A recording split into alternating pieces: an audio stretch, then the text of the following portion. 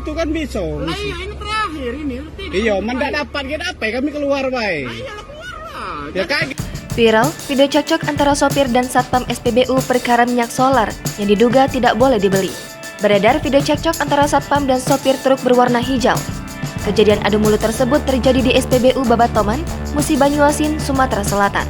Sopir truk ikut mengantri untuk membeli minyak solar namun dicegah satpam SPBU. Ia berdalih kalau minyak sisa sedikit dan tidak cukup untuk mengisi puso berwarna hijau tersebut. Satpam SPBU mempersilahkan sopir keluar area SPBU. Namun, sopir bermaksud untuk tetap mengantri membeli minyak secara bergiliran. Kejadian semakin memanas saat satpam memberitahu ke petugas SPBU untuk tidak memberikan solar kepada Puso tersebut. Sontak hal ini membuat sopir Puso marah. Sopir Puso pun menanyakan alasan tidak boleh memberi solar. Satpam tetap berdalih kalau minyak solar sisa sedikit dan mobil Puso itu tidak mendapat bagian. Adu mulut ini menyita perhatian pelanggan SPBU dan beberapa petugas SPBU. Video yang diduga dari sang sopir tersebut tersebar di berbagai sosial media dan diposting oleh akun Instagram @lampungtebeng.